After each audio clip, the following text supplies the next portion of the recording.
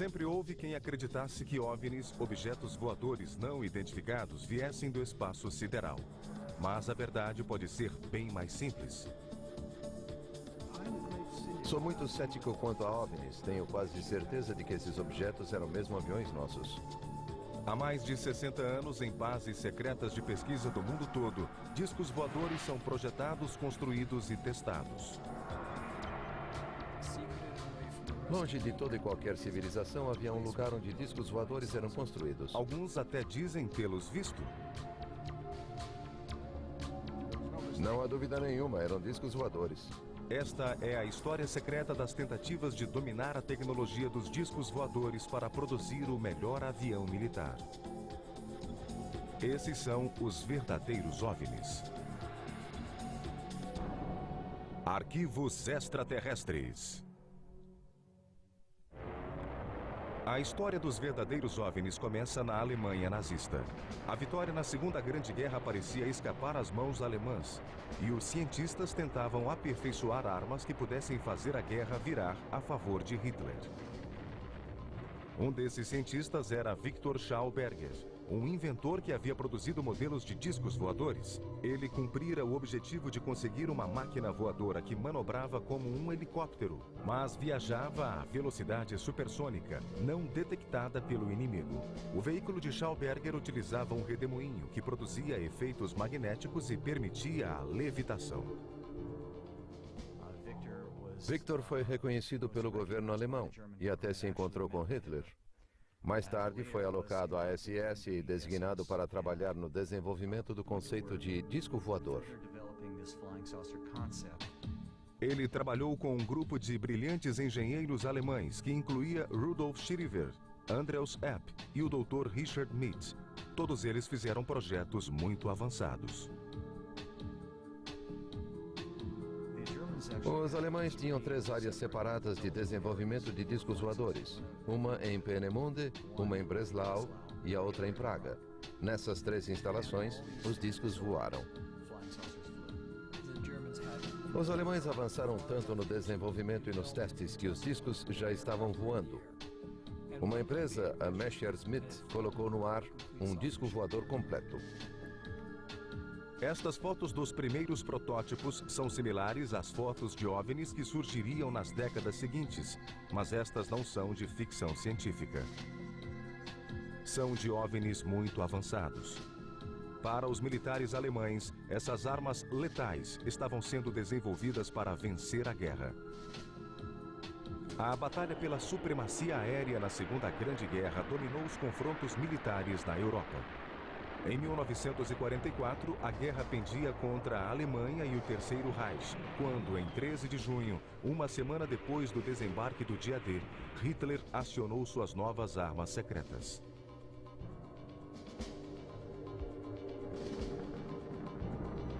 Por um período de 2 meses, milhares de bombas voadoras V1 atacaram Londres. Algumas foram derrubadas a partir do solo, outras pelo ar. O desenvolvimento dessa tecnologia de guerra dava início a uma nova era na história da aviação militar. O uso da tecnologia de discos voadores para produzir máquinas ainda mais mortais seria o ponto culminante dessa pesquisa.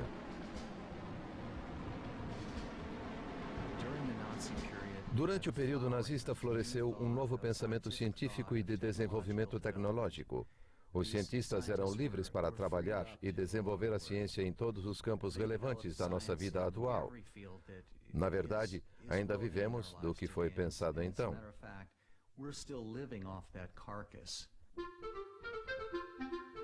Mas não havia nada de novo nos princípios básicos da tecnologia de foguetes.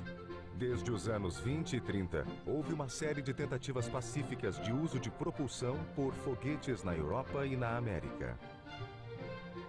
Mas o que os nazistas faziam não era nada pacífico.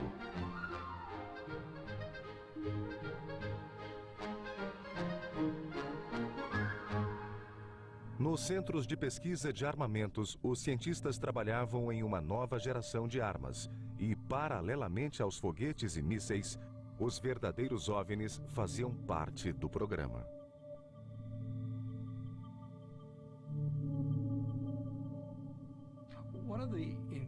Uma das coisas mais impressionantes da Segunda Guerra foi o volume de tecnologia que os cientistas alemães desenvolveram para empregar no esforço de guerra.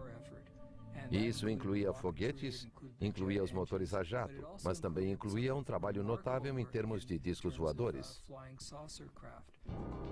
Mas o tempo estava se esgotando para Hitler e seus cientistas. Os aliados avançavam em todas as frentes e os alemães estavam em retirada. A tecnologia de discos voadores, bem como a de outras armas modernas de Hitler, chegaria tarde demais. Até o momento final da guerra, eles pareciam acreditar que essas superarmas, esses supersistemas, seriam capazes de, ao menos, deter os aliados e que seriam capazes de provocar um fim político para a guerra. O sonho de Hitler de vencer a guerra com suas superarmas nunca aconteceu.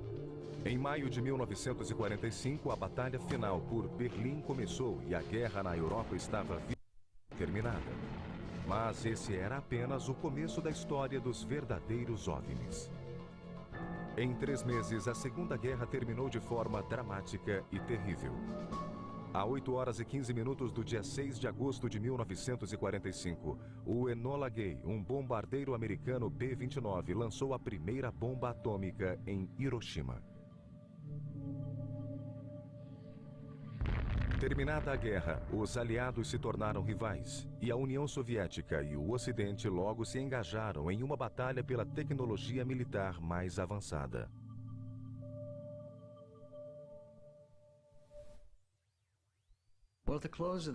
Com o final da Segunda Guerra, os antigos aliados se engajaram numa corrida para tomar a tecnologia alemã. Os americanos pegaram a tecnologia da complexa bomba V2 e os planos de muitos outros mísseis. Mas os russos capturaram os últimos modelos de aviões a jato alemães e grande quantidade de cientistas de foguetes. Mas a questão era quem iria capturar os cientistas de discos voadores. Os segredos dos foguetes e mísseis alemães não foram as únicas tecnologias a cair em mãos russas e americanas. A Guerra Fria estava para começar, e junto com a declarada corrida nuclear e a exibição de mísseis pesados, havia outra corrida em andamento, da qual o público nada sabia. Desta vez tratava-se da máquina voadora definitiva, um disco voador do mundo da ficção científica.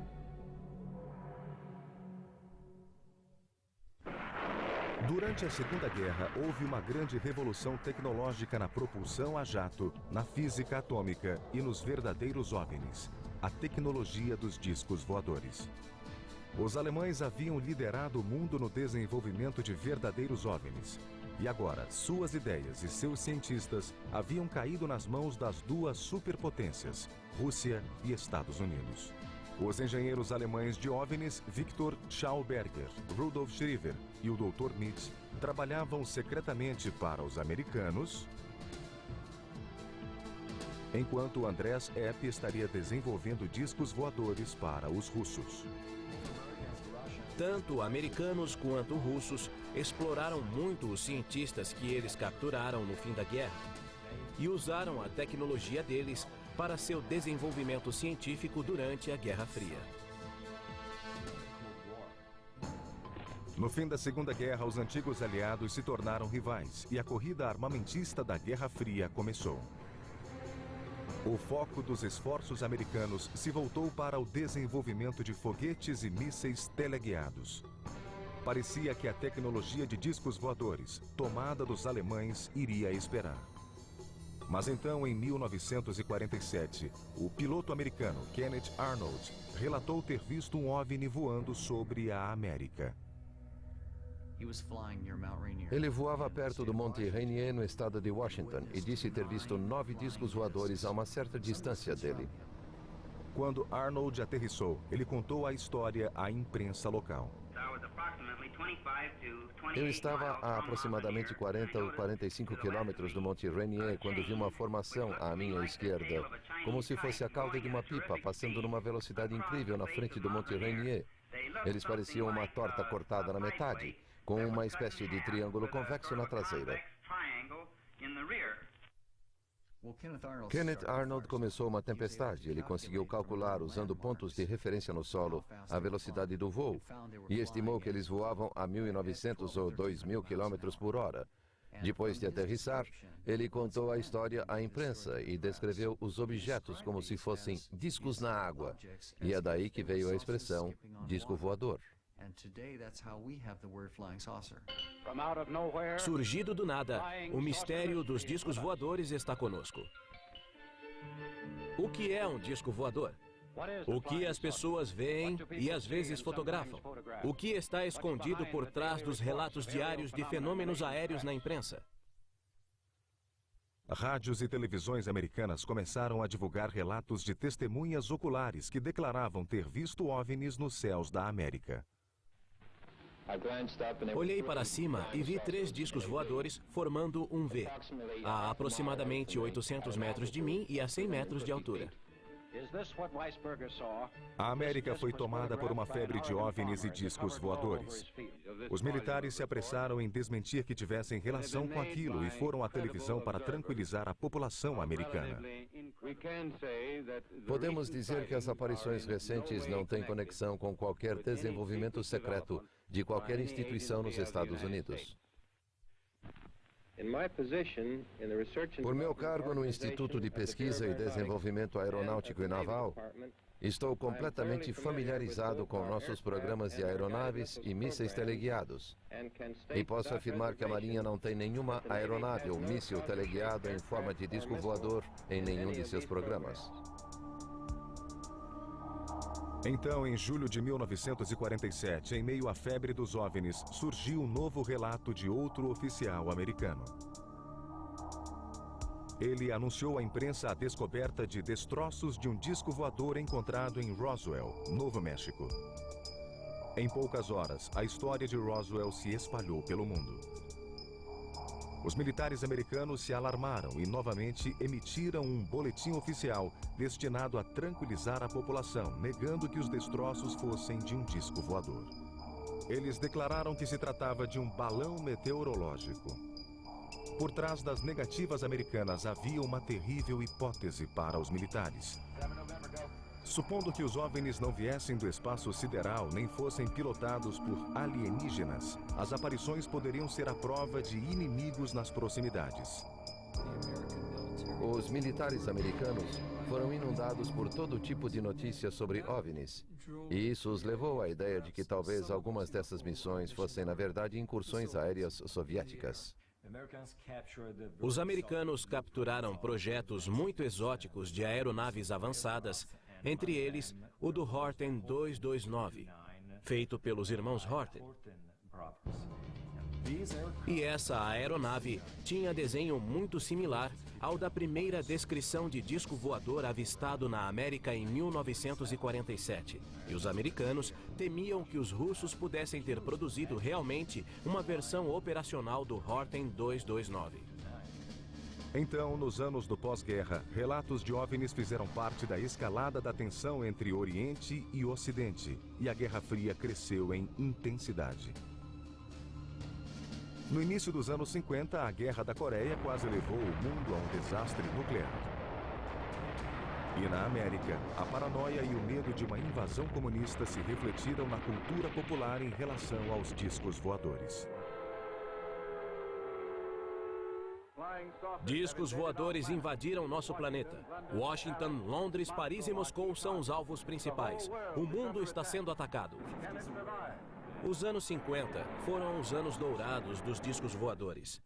As pessoas estavam apavoradas por causa da Guerra Fria e dos experimentos atômicos. Ao mesmo tempo, elas eram muito interessadas na exploração espacial e nos avanços tecnológicos, de modo que o clima era propício para se esperar visitas de extraterrestres vindos do espaço sideral.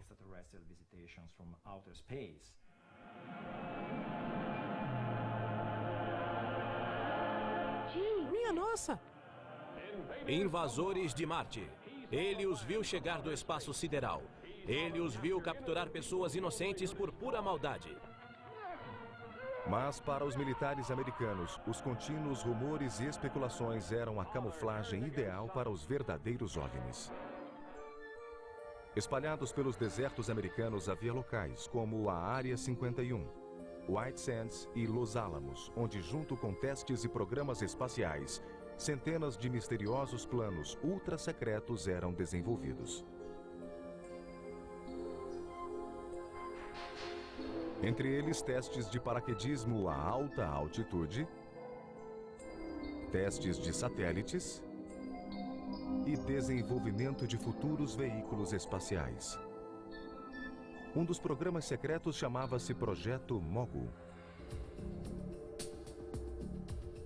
Mogul era um projeto secreto de escuta usando como equipamento balões de alta altitude. Os militares americanos estavam desesperados para descobrir segredos do programa soviético de desenvolvimento da bomba atômica. E queriam saber quando os russos testariam essas armas. Mas só 20 anos depois, o governo foi forçado a confessar que o incidente de Roswell, em 1947, era de fato um teste militar secreto dos americanos. O relatório publicado concluía que os fragmentos recuperados não eram destroços de uma nave extraterrestre, mas de um projeto da Força Aérea, então secreto, de codinome Mogul.